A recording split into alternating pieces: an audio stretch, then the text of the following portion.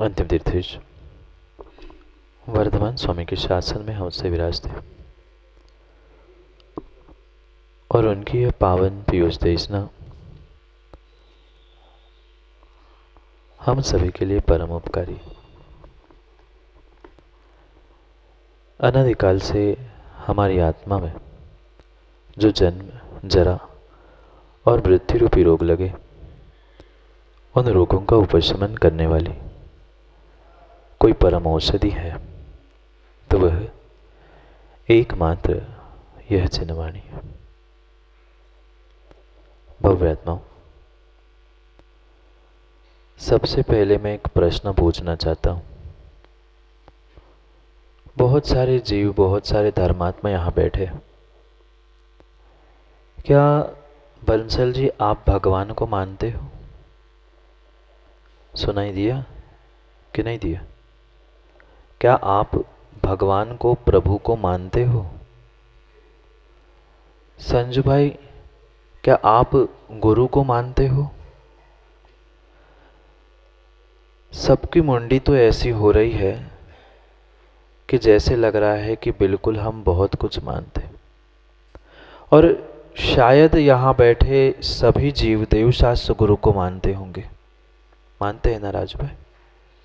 देवशास्त्र गुरु को तो हम इतना मानते, इतना मानते, इतना मानते हैं कि पता नहीं हमारी बराबरी तो शायद कोई कर ही नहीं सकता।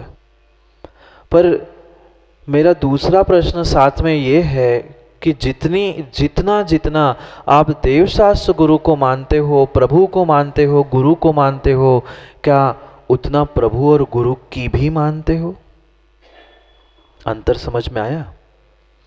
हम प्रभु को तो मानते हैं, गुरु को भी मानते हैं और जिनवाणी को भी मानते हैं, पर आज तक प्रभु की, गुरु की और जिनवाणी की आप नहीं बोला, नहीं माने। हम मात्र और मात्र देव, शास्त्र, गुरु इनका नाम लेते लेते माँ घंटों घंटों भगवान की, गुरु की, देव शास्त्र गुरु की तो पूजा करते आए, पर उनको मानते मानते उनकी मानना हमने आज तक नहीं सीखे। विश्वास मानना माताओं, अगर एक अक्षर भी हमने देव शास्त्र गुरु का माना होता, एक अक्षर भी देव शास्त्र गुरु की मानी होती, तो शायद खोटे पंचम काल में नहीं आते। ये प्रमाण पत्र है, ये प्रमाण पत्र है हमारे हाथ में। किसी दूसरे से, गुरु से, प्रभु से पूछने मत जाना, महाराज जी हमें इतने घर में, परिवार में दुख क्यों मिल रहे हैं? हम इस खोटे पंचम काल में आकर परेशान क्यों हैं, बीमार क्यों हैं? बहुत सारे लोग आके पूछते हैं, महाराज जी कुछ तो उत्तर दो। सबका उत्तर मात्र और मात्र माँ एक ही है कि हम देव शास्त्र गुरु को तो मानते रहे, पर उनकी आज तक नहीं मान पाए। थोड़ा सा भी वह हम उनकी बात को मानने का पुरुषार्थ करके, उनकी वाणी को ग्रहण करने का पुरुषार्थ करते, तो इस खोटे दुष्सम पंचम काल में हमें तड़पने के लिए, परेशान होने के लिए, दुखी होने के लिए आना ही नहीं पड़ता। पक्का है, जिनने जिनने भगवान के साथ भगवान की भी मानी है, उन्होंने इस खोटे पंचम काल में स्वर्ग में स्थान प्राप्त कर लिया, जहां दुख नहीं है।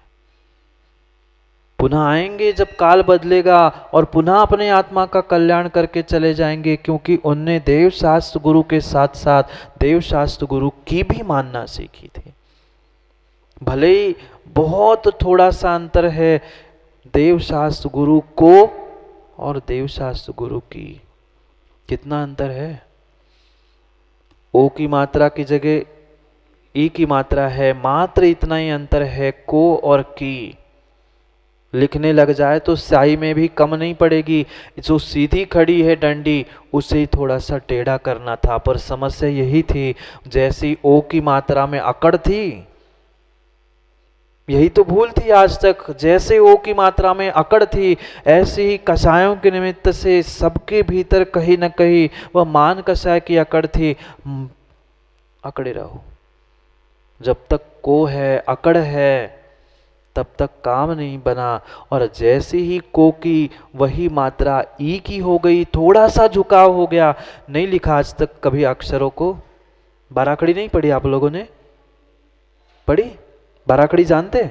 आज के तो युवा बाराखड़ी नहीं जानते, पता ही नहीं उनको बाराखड़ी क्या होती है। पर आप लोगों ने तो पढ़ी होगी, ओलम पढ़ा होगा ना, अ आ ई उ ऊ।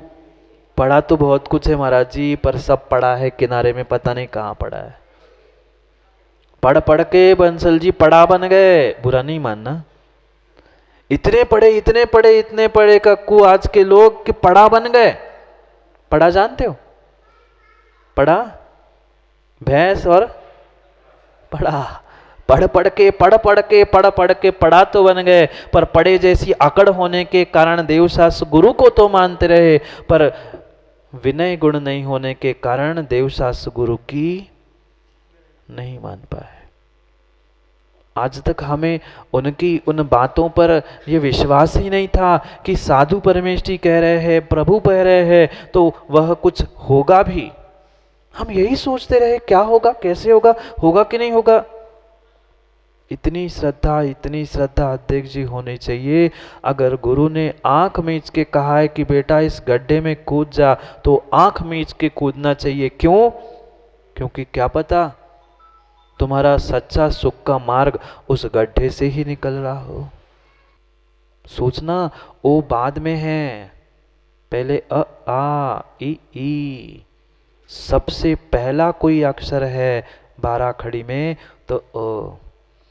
ना कोई काना, ना कोई मात्रा, ना ई की, ना ऊ की, ना आ की, ना कुछ नहीं। सबसे पहला भले ही छोटा आ, क्योंकि आजकल यही पढ़ाया जाता है ना, छोटा आ, बड़ा आ, छोटी बड़ी ऊ।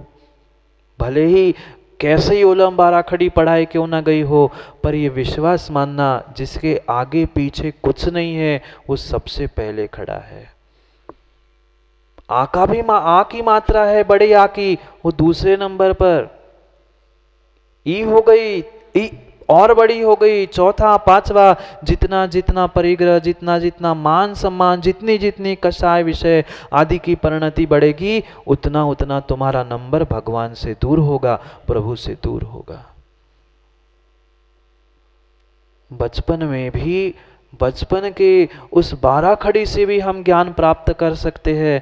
पर क्या करें महाराज जी, पढ़ने के लिए हमने पढ़ा, पेपर दिया, पास हो गए, तालियां बजाई, मिठाई, खत्म हो गई हमारी पढ़ाई। हमने ये डिग्री प्राप्त कर ली, हमने वो डिग्री प्राप्त कर ली। क्या काम की तुम्हारी डिग्री? क्या काम की तुम्हारी डिग्री? अगर तुम्हें बाराखड़ी के 16 स्वर ही नहीं पता है तो क्या काम के?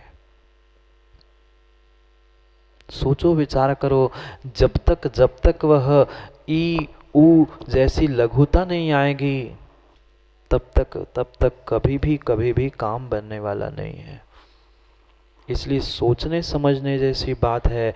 आज तक हम देव शास्त्र गुरु को मानते रहे, कभी तो जीवन में देव शास्त्र गुरु की भी मान के देखे। क्या कभी प्रभु आपका अहित चाहेगा? क्या कभी गुरु आपका अहित सोचेगा? क्या कभी जिनवाणी ने कभी आपका हित कहा? नहीं कहा।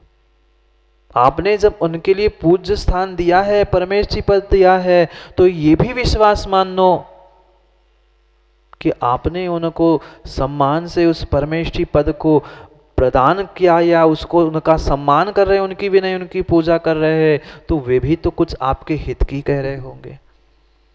पर क्या करे संजू भाई, ये सोचते हैं कि वो हित की, अपनी हित की सोच रहे होंगे, उसमें कुछ ना कुछ उनका स्वार्थ होगा। नहीं, सोचो विचार करो, जिन्होंने उस घर परिवार सब कुछ छोड़ दिया है, समाज का हित ही वास्तव में उनका हित है। क्योंकि धर्म के रथ के अगर कोई दो पहिया है तो वे एक श्रावक है और एक साधु है। एक श्रावक है, एक दूसरा श्रमण है। पर व्यक्ति ये सोच ही नहीं पाता, समझ ही नहीं पाता, ये सोचता है कि उनको कुछ क्या मिल रहा है। क्या दे रहे हो राजू भाई, कार्याध्यक्ष जी? 8 दिन होने को है आज, क्या दिया एक समय का आहार छोड़ के आपने? बोलो ना, माताओं आप बता दो, एक समय का आहार छोड़ के आपने साधु को क्या दिया और साधु से आज तक हमने कितना लिया? व्यक्ति सोचता नहीं है, समझता नहीं है। उसे सोचने के लिए, समझने के लिए मजबूर करने की आवश्यकता है कि सोचो समझो कि हम जिनके नाम से आज इतनी कॉलर ऊंची करके जी रहे हैं, उनका समर्पण और उनका ये जो आज हमें सानिध्य मिल रहा है वह कितनी दुर्लभता से मिला है। पर क्या करें, हमें सब कुछ सहजता से आज तक मिलता गया, इसलिए हमें उसकी कीमत नहीं रही। प्रभु भी मिले, गुरु भी मिले, जिनवाणी भी मिली, सब अलमारी में सजी रखी है जिनवाणी, पर किस काम की? किस काम की? उस लकड़ी के अलमारी में सजी हुई जिनवाणी काम की नहीं है। वही काष्ठांबर में लकड़ी के इसमें रखी हुई जिनवाणी अगर हृदय में उतर जाती तो हम ही जिनवाणी के स्रोत बन जाते, हम भी गुरु, हम भी प्रभु बन जाते। पर वो हम आज तक उतार नहीं पाए, समझ नहीं पाए, समझ नहीं पाए, क्योंकि कहीं ना कहीं भीतर की कसाय टकरा रही थी।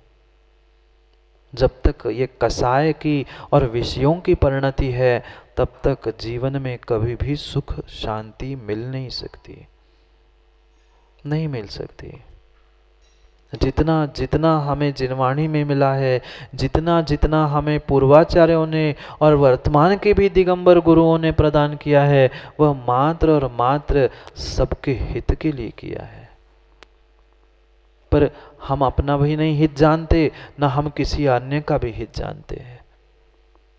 जैसे वह 2 पहिया का रथ है, आपके जतरा में भी सुंदर सा रथ है ना, अभी देख के आए हम, सुबह सुबह गए थे, देखिए आपके उस भाड़े में पीछे बहुत सुंदर रथ रखा है। रथ के भी 2 चक्के हैं, ऐसे ही धर्म रथ के भी 2 चक्के हैं।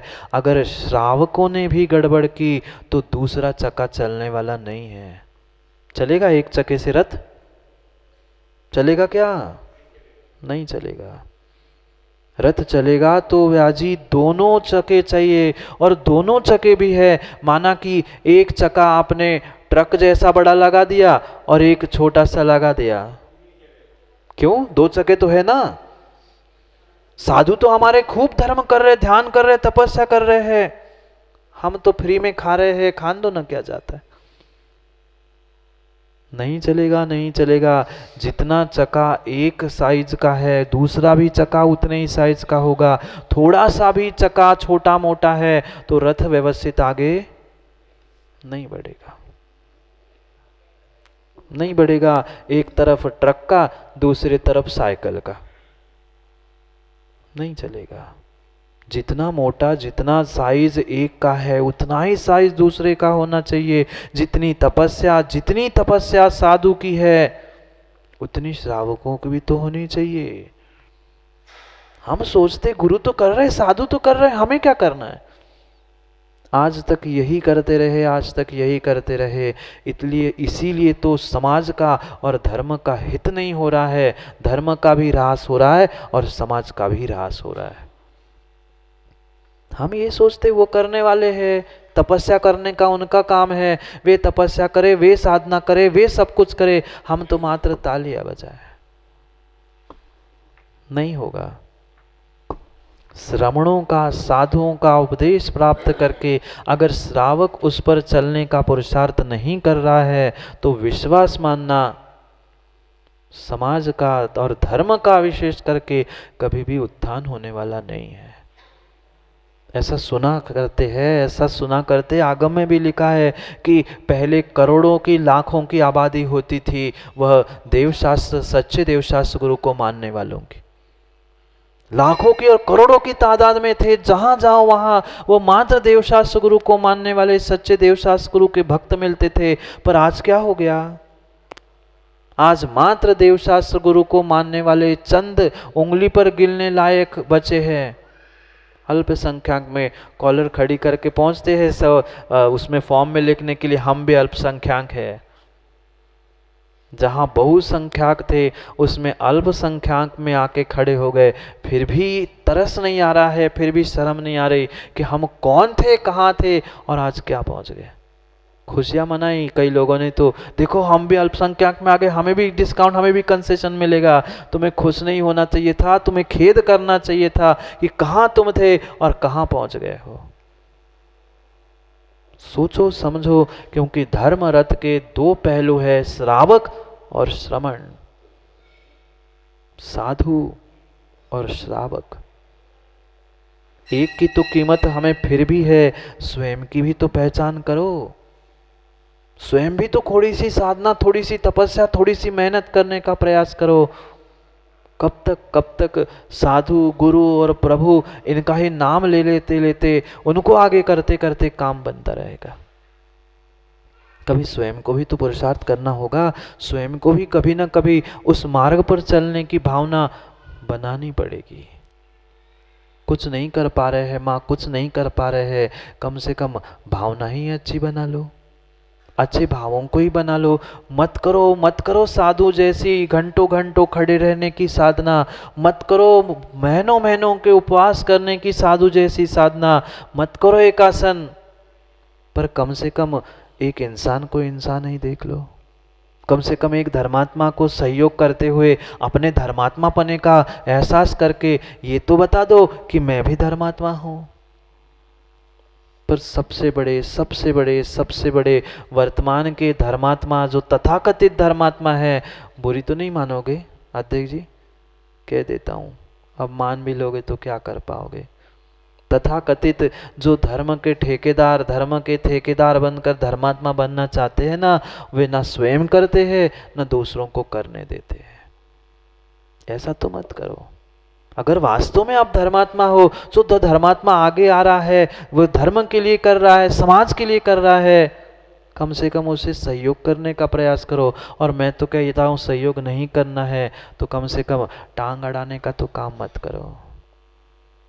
कुछ लोग ऐसे ही होते, उनको उसमें ही आनंद आता है, सहयोग करने में नहीं, टांग अड़ाने में।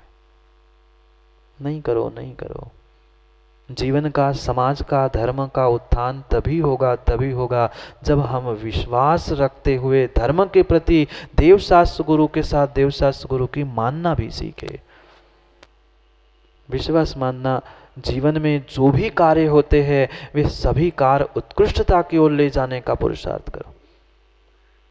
लौकिकता में, घर गृहस्थी में भी विशेष अगर आप उत्साह और सुख शांति चाहते हो तो वहाँ चाहते हो, तो वैसी धर्म और धर्म स्थानों में भी सुख शांति को प्राप्त करने के लिए पुरुषार्थ करने की आवश्यकता।